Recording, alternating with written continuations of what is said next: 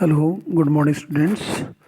Today, in the connection of the novel The Lord of Flies, written by William Golding, I start my question with the form of literature as an allegory. What is allegory and how the novel can be termed as an allegory in different ways as a political allegory. Uh, so, I introduce myself as Dr. S.R. Bhargav, Associate Professor, Department of English. Allegory, the definition is given by the most popular writer M.H.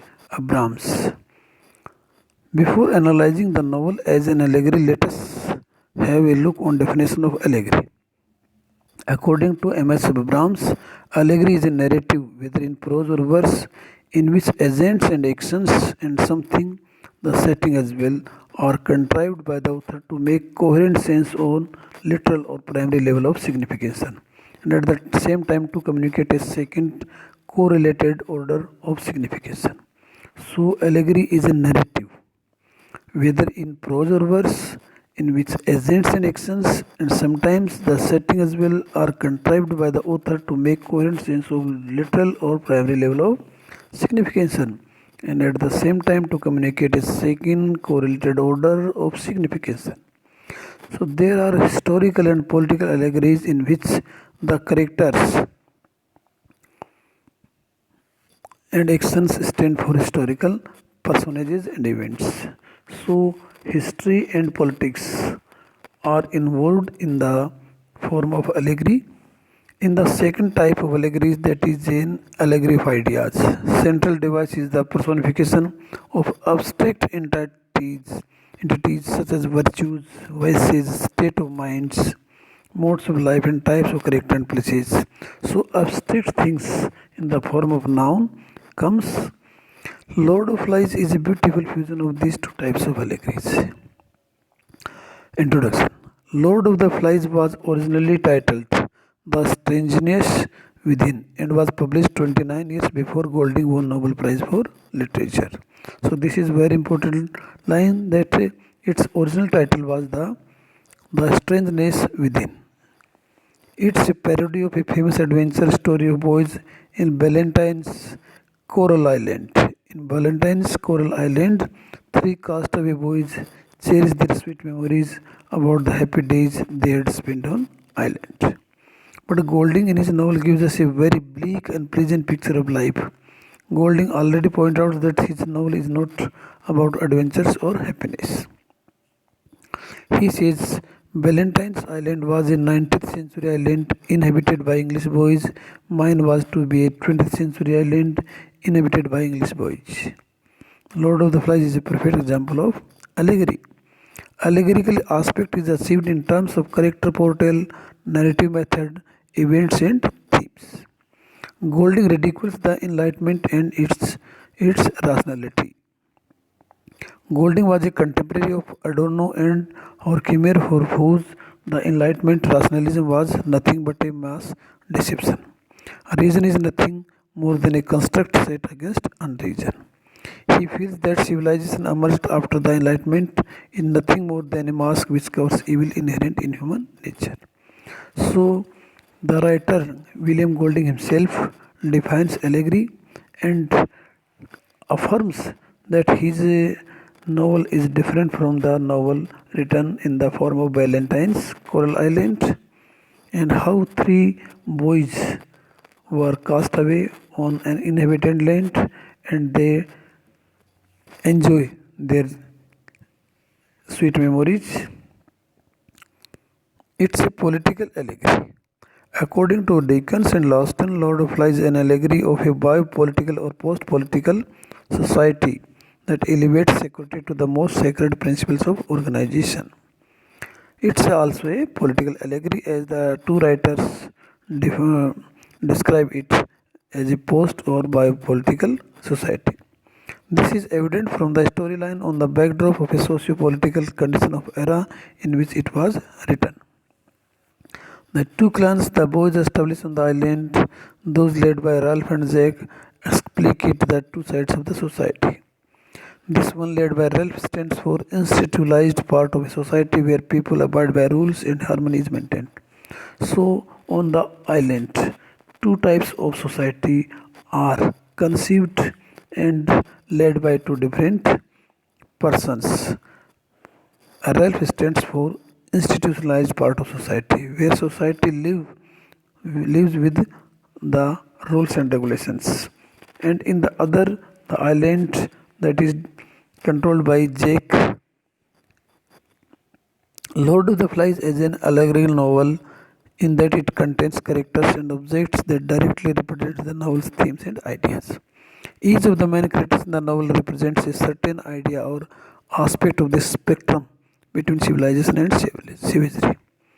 Between civilization and savagery, two things have been described in the novel in terms of the characters Ralph and Jake.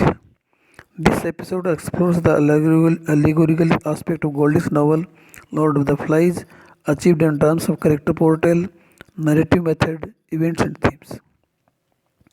The novel is a parable of life in the latter half of the 20th century, the nuclear age, when society seems to have reached technological maturity while human morality is still prepubescent. It is a sharp criticism on celebrated Enlightenment rationality. Even in the late 21st century, the lesson given by Golding is significant. So the writer says that as an allegory, the characters, the themes, the events are described in narrative method. The characters are portrayed and represent the 20th century in which nuclear system has been developed. Its sharp criticism on celebrated Enlightenment rationality. Even in the late 21st century, the lesson given by Golding is relevant, significant. The other part shows dark side of the same society in which fantasies of transgression and perversion takes place. In the other part of the novel, we see that in the same society, the conditions are different, situations are different, and the transgression or fantasies perversion takes place. We can read the story in the background of rising fascist powers during the time of the World War II, and the clash is between democratic utopianism versus fascist violence, society versus mob. We see in the background that Nazi fascism and Hitler, these represent totalitarianism, dictatorship, and they work inside. Ralph, the fair leader, appeals to reason and order, while Jack, a replica or minimized image of fascist leaders, unites boys by creating a monster, a common enemy which exists only in the realm of imagination. In the novel, the character of Ralph is presented in a very positive and true manner who tries to lead in a right path, but on the other hand, Jake is not so, so he creates an imaginary monster for the society. Golding challenges the common belief that after the Enlightenment, savages of Middle Ages emerged as refined human beings who think and act with their reasoning capacity. William Golding challenges the common belief that after the Enlightenment, savages of Middle Ages emerged as refined human beings who think and act with their reasoning society capacity. Golding points out that middle age and age of reason lies within oneself. Lord of the Flies flashes light on the deeper realities of human mind. He illustrates how humans behave in strange ways while they are in small or large group situations.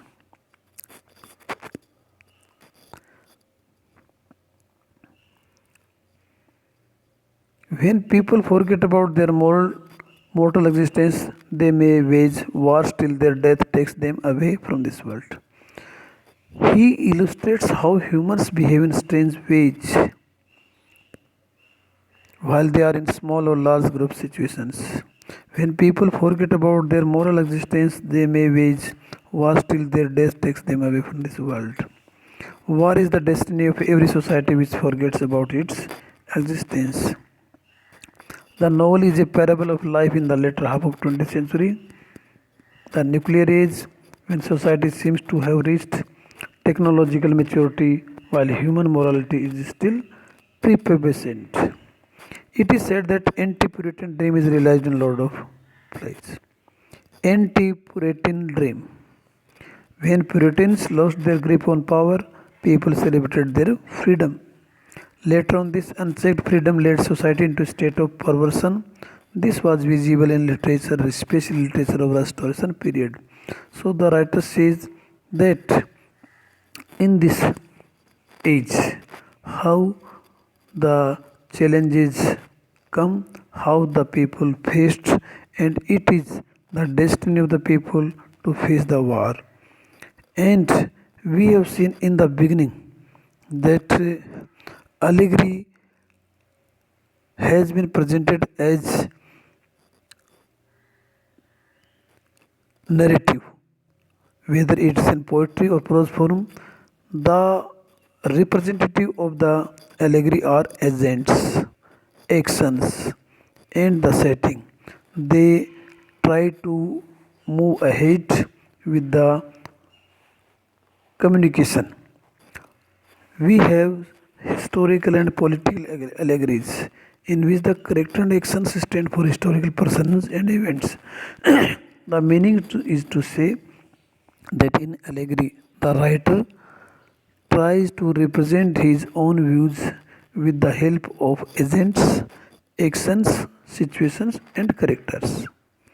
In the second type of allegories, that is allegories of ideas, central device is the personification of abstract entities, abstract nouns, abstract things such as virtues, vices, state of minds, modes of life, characters, and places.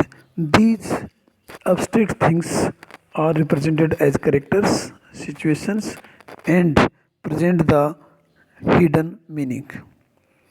In the introduction, we have seen that the original title of the novel Lord of Flies was The Strangeness Within. It was published 29 years before. Golding won the Nobel Prize for Literature. It is a parody of a famous adventure story of boys in Ballantyne's Coral Island. Three boys, Ralph, Jack, and Simon. And even Piggy is also there. So they represent in different forms of society, governments. One believes in dictatorship, others in democracy. And others people are like stupid, they do foolish things like Piggy. But the polite and very honest person like Simon comes and tries to convince the people, the boys, but he is killed because of his politeness and simpleness. In the civilization versus savagery, these things have been also explained. How Ralph represents civilization and how Jack represents savagery. And in the middle, when the death of Simon takes place, Pig is also killed. There is bloodshed. The war is there. The boys are divided, and they want to impose the superiority of themselves, and they are not good for the society. So we have in the novel the forms of allegory, how the novel has been presented in a very remarkable manner, and the title of the novel according to William Golding is very apt, appropriate, suggestive. So the students, you have learnt how the novel has been termed as an allegory. What is allegory? What are its forms? And who are its characters? So these things you have understood very well, and you have read the, you have listened my lesson lecture very carefully. Thank you. Thank you once again and wish you best wishes for your kind cooperation. Thank you.